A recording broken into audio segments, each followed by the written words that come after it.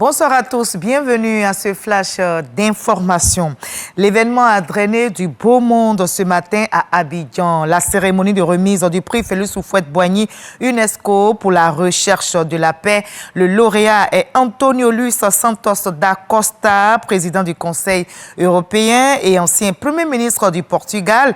Le prix lui a été remis par le président de la République, Alassane Ouattara, protecteur du prix Félix Houphouët-Boigny par la directrice générale de l'UNESCO, Audrey Azoulay. Dans son intervention, le chef de l'État ivoirien a salué les engagements en faveur de la paix menés par le lauréat. Nous écoutons le président de la République, Alassane Ouattara. La promotion de la paix est indissociable de l'encouragement et de la reconnaissance des actions des hommes et des institutions de bonne volonté qui agissent dans ce domaine. C'est la quintessence même de la philosophie qui prône le prix Félix Houphouët-Boigny UNESCO. Ainsi, ce prix institué en 1989 continue d'honorer à travers le monde les personnes vivantes ou les institutions dont le mérite en matière de recherche, de sauvegarde ou de maintien de la paix est sans conteste. 2 ans après la distinction de Mme Angela Merkel à Yamoussoukro, notre capitale politique, nous sommes réunis aujourd'hui à Abidjan pour honorer une autre icône de la paix, M. Antonio Luis Santos da Costa, président du Conseil européen, ancien Premier ministre du Portugal, que j'ai eu le plaisir ou l'honneur de rencontré à l'occasion de ma visite officielle avec Mme Ouattara au Portugal. Nous gardons un souvenir mémorable de cette visite. Merci pour votre hospitalité. Et il est le lauréat de l'édition 2024 du prix Félix Houphouët-Boigny UNESCO pour la recherche de la paix. Cher lauréat, M. Antonio Luis Santos da Costa, je voudrais vous adresser mes sincères félicitations.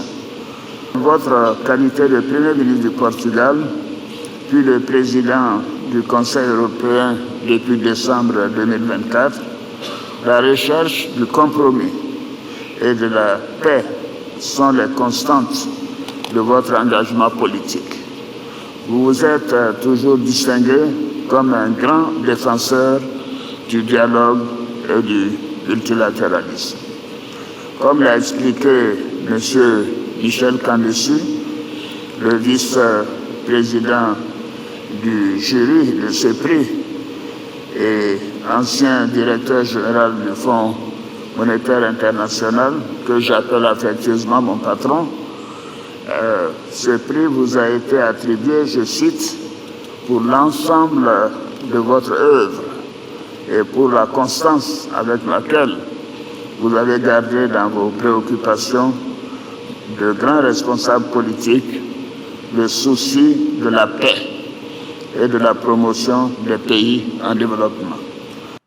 L'ambiance était aussi bon enfant de la région de Béké, justement dans un climat de paix. Le ministre d'État, ministre de la Défense, Téné Birahim Ouattara, a présidé à Bouaké la sortie de la 34e promotion de l'École nationale des sous-officiers d'actifs, forte de 673 nouveaux sergents. Cette promotion est baptisée du nom de feu colonel Zamblé Kofi Eugène. Les soldats ont passé 18 mois à l'ENSOA, pendant lesquels ils ont appris la discipline et la rigueur militaire, des aptitudes nécessaires pour la défense nationale. Ailleurs au Mali, des anciens présidents et dirigeants de partis politiques ont décidé d'attaquer le décret présidentiel actant la dissolution des partis et groupements politiques. Plusieurs procédures ont été donc lancées devant 6 tribunaux de grande instance du district de Bamako.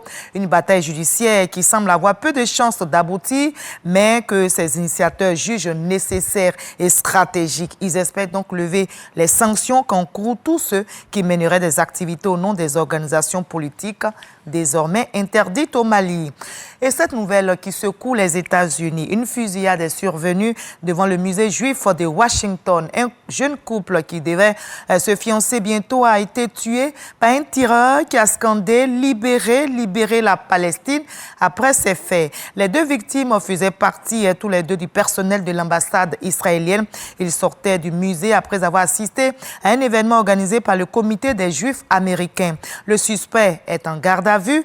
Le président Donald Trump dénonce une haine, un radicalisme qui n'ont pas leur place aux États-Unis. Et de son côté, le président israélien condamne un acte de haine méprisable, un acte antisémite. On se retrouve à 20h pour la grande édition, mais juste après ce Flash Info, je vous invite à suivre l'info régionale comme vous le faites si bien d'habitude. À tout à l'heure.